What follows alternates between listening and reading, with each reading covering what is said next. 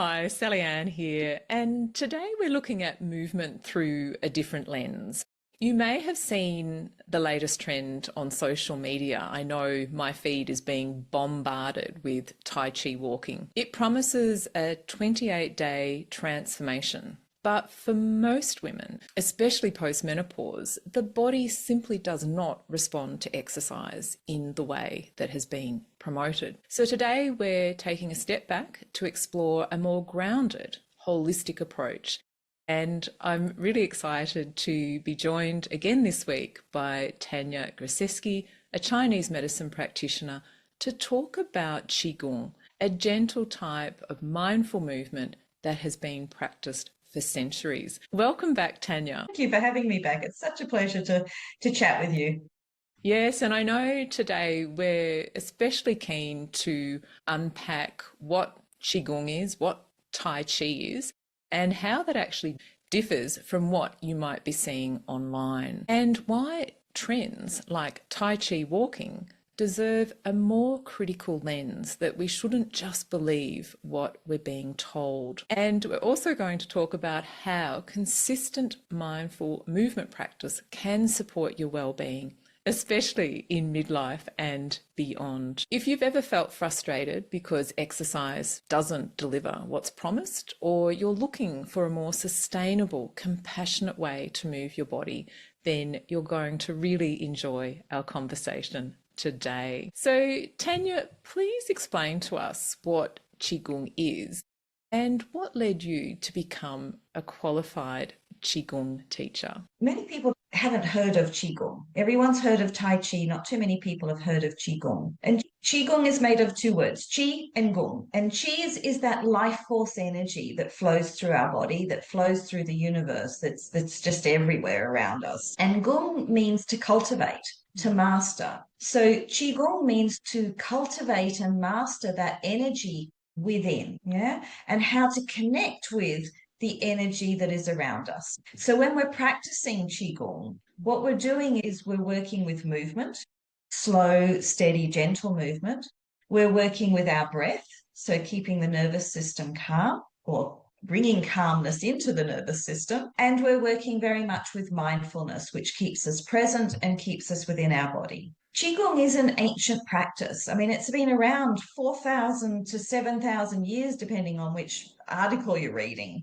It's been around for a very long time, and it's very much a lineage-based practice. So the certain forms are handed down from, master to apprentice, who then becomes a new master, hands it down to a new apprentice. Its origins are based in the shamanic dances, in the Taoist meditations, as well as in classical Chinese medicine. So it's evolved over the centuries.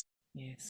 It's very much about not just cultivating the physical body, but cultivating the mental, emotional, and spiritual bodies. So we're working very holistically with Qigong. So it's not just an exercise. It's very much about supporting our full health and longevity. Yes. Back when I was first learning Chinese medicine, I was told, Kung Fu till the age of 40, Qigong after 40. So often Qigong can feel a little bit too slow for younger people. But yeah, I mean, I sort of really got into it when I was in my 50s. I had done a little bit of Tai Chi way back, back in the 90s when I was an engineer. When I was working as an engineer, I remember distinctly going and doing some Tai Chi in that lawn in front of the Museum of Contemporary Art. It's just a memory I have of every lunchtime, or at least once a week at lunchtime, I'd meet my teacher and we'd do Tai Chi on that lawn. It's so funny. I'm laughing not at you, Tania, because my distant memory of Tai Chi, I would have been in my mid to late 20s. I was probably around 27, and it was quite a stressful time of my life. So it had actually been recommended by my Chinese medicine practitioner to do some Tai Chi. I remember standing at the back of the room. It was a wet day, so we were doing it inside, and I just kept I could feel myself bouncing up and down on the spot, thinking, I wish they'd just hurry up. I just wish they'd hurry up. And it just wasn't the right time for me to slow down in that way. I just wasn't quite ready to grasp that concept. But As you were explaining Qigong, and we've mentioned Ayurveda last week briefly when we were talking about winter health, was that yoga and different forms of yoga, I suppose, will give us some similar benefits to what we get from Qigong, just that cultural comparison, I suppose, there. Yes, the mindfulness. The mindfulness is part of it. Yeah, definitely. So when I went to study Chinese medicine, and again, after I graduated my Chinese medicine studies, it was like a natural extension of the work I do to get more involved in Qigong, because it was as much about cultivating my own energy as a practitioner as it was about having something practical I could share with my clients. So soon after I graduated, I met my teacher now, who's Master Simon Blow. And Simon has spent many years studying in China. He has a strong emphasis on holding lineage, honoring lineage, and keeping the integrity of original practice. So that's what I love about Simon's work. So I just did self-cultivation for many years. And it was just sort of in 2020 that I decided it's time for me to do a teacher training course. So that sort of takes 2 years in the sense that you do level 1 year and then level 2 the next year. So I've been teaching Qigong since about 2022 up here in the mountains, and I'm just loving the benefits I've received from it, the benefits my clients and my students sort of say, how it just makes such a difference, and how they're so excited to come to my classes each week. They look forward to that calmness, that sense of peace that they get at the end of the class, by the end of the class. Yeah. So the benefits, Tanya, we're really talking about is a sense of calm in an often very busy, stressful, chaotic world. And yeah, just feeling at peace. And it's interesting because my clients also, I encourage them to evolve their mindful eating practice into what I call practical mindfulness in everything we do through the day, but also a more formal sitting meditation. And they say it's just changes their life in many ways. They can come back to those mindfulness principles and reboot and rebalance when things start to feel a bit wobbly. So it's a wonderful gift in many ways, Tanya, that you're now sharing with your clients. So It's my pleasure. Absolutely love doing it. I look forward to the teaching because it encourages me to keep deepening my practice. yeah, I can relate to that too. Yeah. Yeah. So there are many different forms and styles of Qigong. A lot of people might have heard of, the 8 brocade or the 18 movements or the Shiba Shi, 6 unity, the 6 healing sounds. There are so many different styles and forms of Qigong to do. Some of them are a bit more dynamic, and Yes. some of them are a bit more calm and meditative. Okay. But it's ultimately about moving, or as our body moves, our energy will flow more naturally. As our body moves, everything will move better within us. Yeah. So circulation will improve. As our nervous system calms down, our immune system will become stronger, our digestion will become better, we will sleep better. So there's a lot of benefits to practicing Qigong. And Tanya, how often is it recommended or suggested that you practice Qigong, and is there any sort of time frame that is recommended? Many of the forms that I practice take about 15 to 20 minutes to practice. My classes are an hour long because we do a bit of a warm up first, and then we, maybe do 1 or 2 forms during the practice. Then we do a warm down, we do a meditation. But in terms of, if every day, each morning, you just spend 15, 20 minutes doing one form, that's already going to be a huge benefit to the nervous system, to your body, to your mind, to your emotions. Just tuning into yourself, that's slowing down.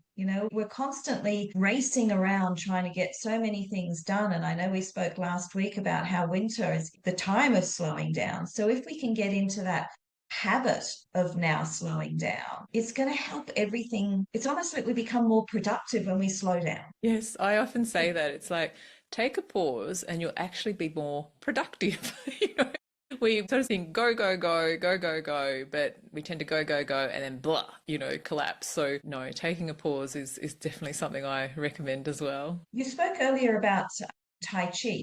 Yeah. And I was mentioning how everyone seems to know Tai Chi, but nobody knows Qigong. The difference between Tai Chi and Qigong is that Qigong is the foundational work.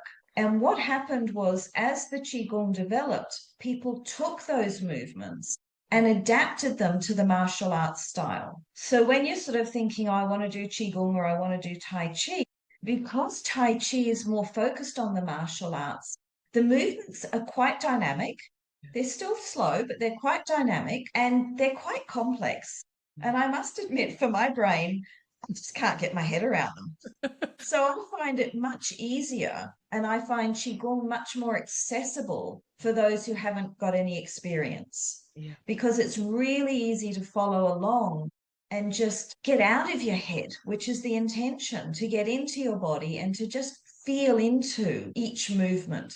By moving slowly, we're actually able to tune into what we feel in the body and what's happening within us.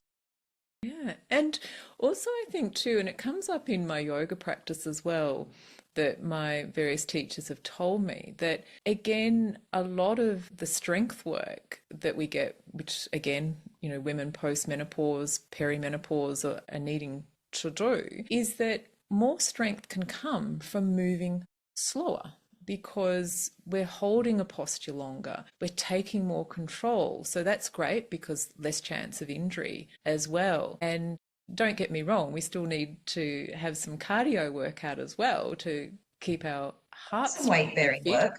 Yeah. But I think we forget that sometimes slowing down, we actually get more benefit than doing lots of repetitions very quickly. Yeah. And one of the fabulous things about Qigong is it is being recommended for older people to help stabilize their balance, because balance is something we can easily lose. Yes. Even one of my clients, who's really not that old, talks about how, in the shower, when he closes his eyes, he no longer needs to hang on to the walls to turn around. He actually has developed this inner stability that allows him to hold that balance. Yes.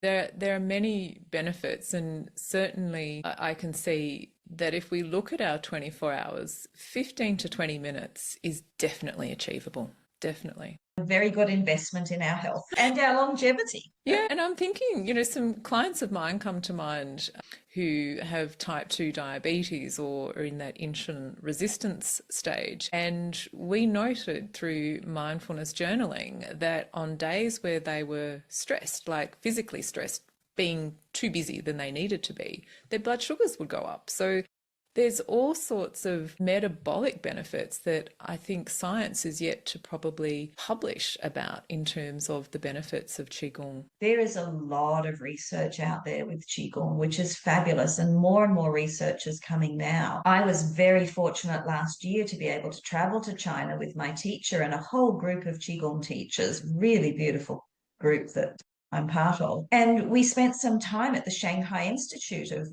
Qigong. And, they were talking to us about the amazing research that's being done now. Yeah. We just It need is. we just need to get it into the Western journals as well, unfortunately. Yeah. It will take a little bit of time to get there. But then there's empirical evidence as well, which we often discount in terms of those thousands of years of practice and evidence that has, again, been passed down through the lineages from teacher to teacher. Just our clients and students who go, thanks for doing this, because I feel great. That's exactly there are right. certain movements where a client, another one of my clients has said, whenever I do that move, I always do that movement now whenever my digestion's not working well, because it helps me to digest better. That's It right. helps me to sleep better. And it's that combination of movement plus mindfulness. Yes. Yes. Yeah, and then keeping the breath slow and steady, and the whole nervous system. When the nervous system's calm, everything works better. So true. And we were talking before we started recording, Tanya, and again, my reflection before I have these conversations with my guests, I was thinking this focus on the external body and what the body looks like should be really outdated by now, because our foundation is our mind and our digestive system. And if we get that right, then the body has more of a chance to get itself into healthy balance for us as individuals. So, Tania, are we ready now to talk about Tai Chi walking as it's being promoted on social media versus what real Tai Chi walking is? We can certainly do that.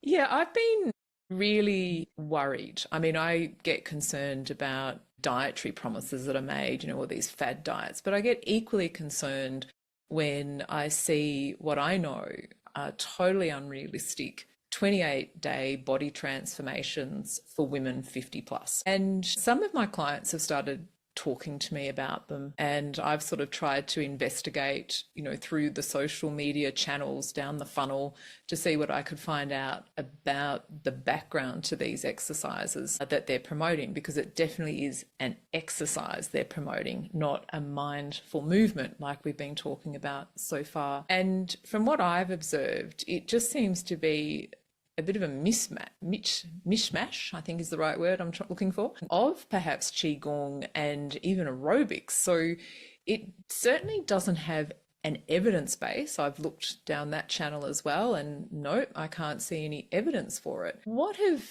you seen and heard about this social media fad on Tai Chi walking? Everyone is definitely talking about it, even my group of Qigong teachers, the group that I belong to. And many of the offerings are in fact scams from my understanding. Not all of them, but many of them, I believe, are scams. And it is very misleading to say, 28 days of Tai Chi walking and you're going to lose, umpteen kilos or umpteen centimeters around your waist. Qigong and Tai Chi, our focus is not weight loss. It's not fast fixes. The whole point is to slow down. The whole point is you're becoming more mindful. My understanding of genuine Tai Chi walking is that it is a very mindful movement, slow and steady and mindful, like a walking meditation. And in doing this, there are certainly going to be big benefits. Even if you just spend 10 minutes each morning doing this mindful walking, true mindful walking, you're going to get some fabulous benefits of calming the nervous system down. And when you do calm your nervous system down, your digestion is going to work better. And a lot of things are going to work better. But real change is about consistency, and real change happens over time. And unless you're also doing some cardio, some weight bearing, and looking at all of the things we spoke about last week in terms of when you're eating, what you're eating, why you're eating, how you're eating, including sleep, including all sort of other aspects, you're not going to lose masses of weight in 28 days through mindfully walking. What you might do is actually improve your digestion and improve your choices of food. Yes, but that is if you do the proper Tai Chi walking, the traditional Tai Chi walking. Tania, from what I've seen on social media, it's certainly not mindful walking as I know from Buddhist retreats. It's certainly not Tai Chi from what I remember. And it is, when I said it's like a combination of aerobics and Tai Chi, there were some exercises that just reminded me of some 80s videos of aerobics.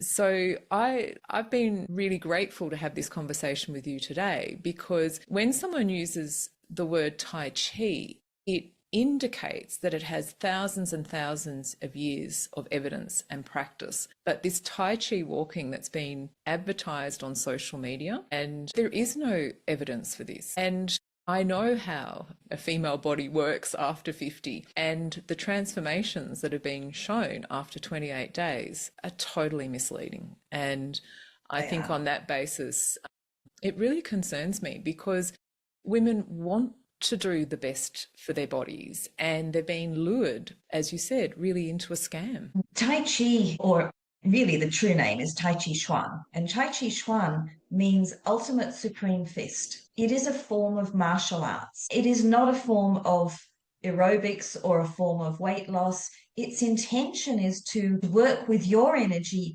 and with the energy of a partner.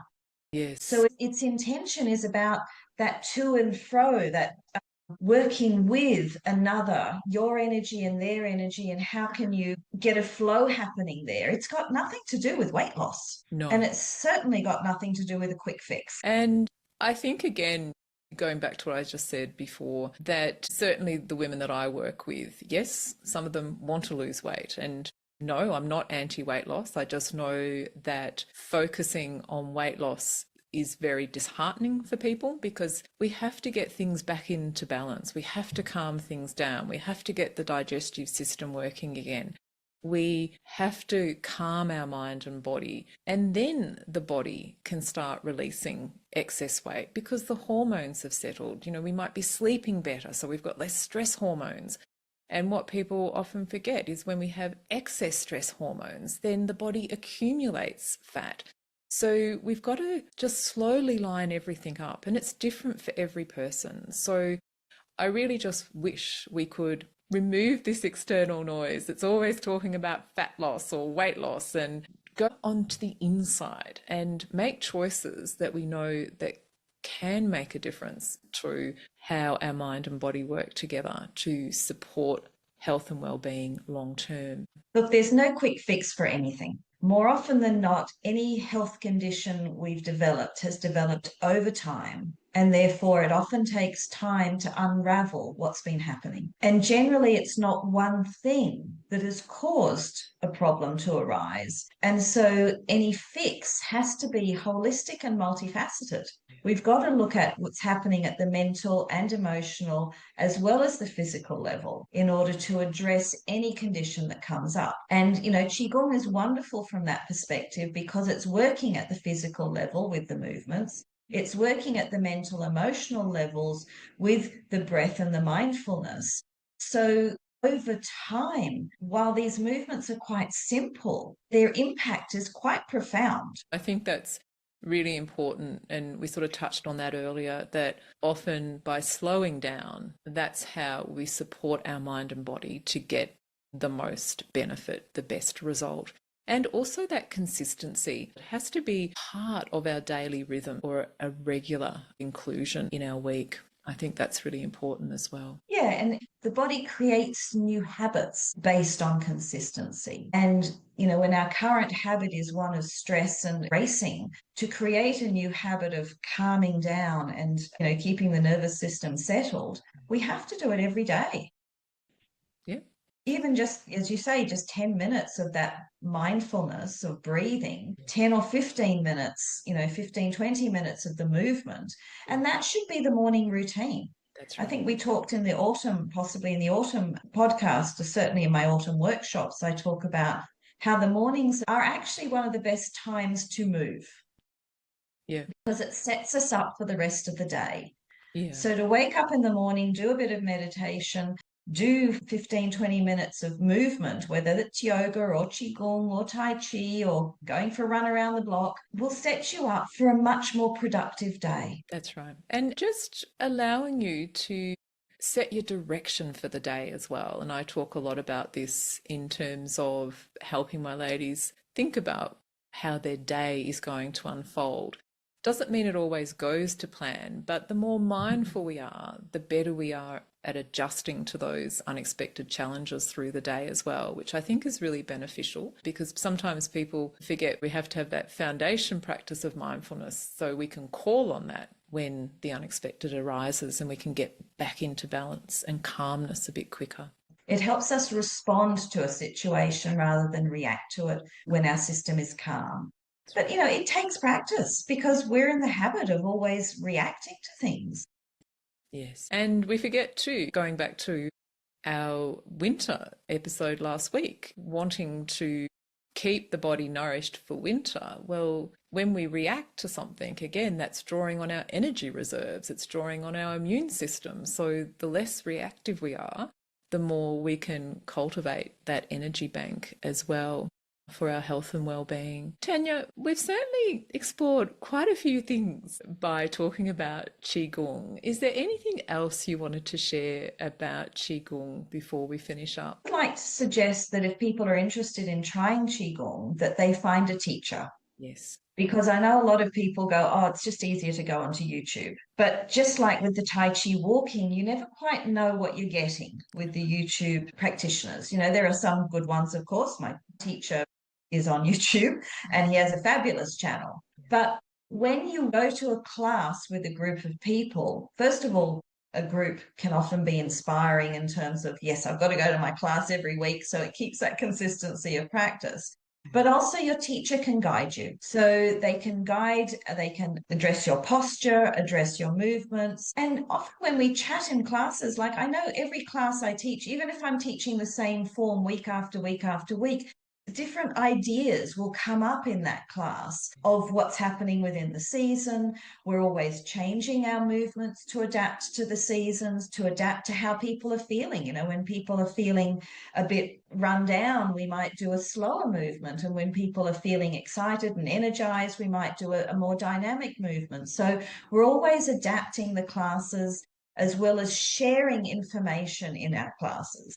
Yes. So I think trying to find a local teacher is a great way, at least once a week, even if you do your online during the week. It's a fabulous community to become a part of, as well as having that guidance and knowing that you're potentially part of following a lineage. So, is there any way, if listeners today want to investigate Qigong, is there any like association or places that people can go online? There is an association.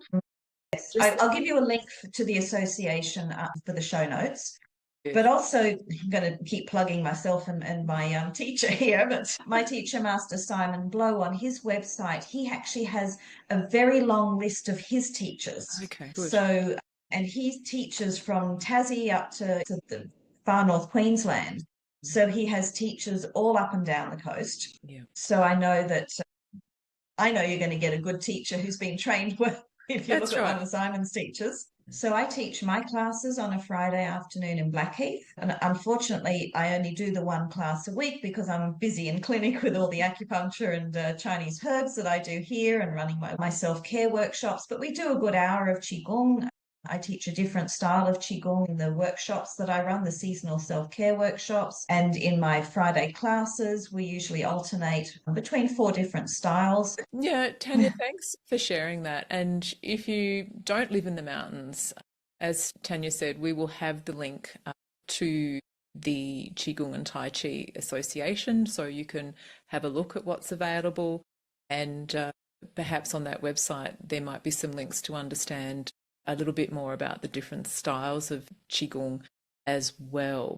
But Tania's contact details will be in the show notes, and I'm sure she won't mind if you reach out to her and ask as well. Always happy for questions. Yeah, Tania, thanks for this discussion, and I always look forward to exploring this with you, and I'm sure our listeners have learnt a lot. Thank you, Sally Ann. It's been a pleasure. So if you've enjoyed this episode, please let us know and share it on your social media pages or share it with a friend. And I look forward to sharing with you again next week.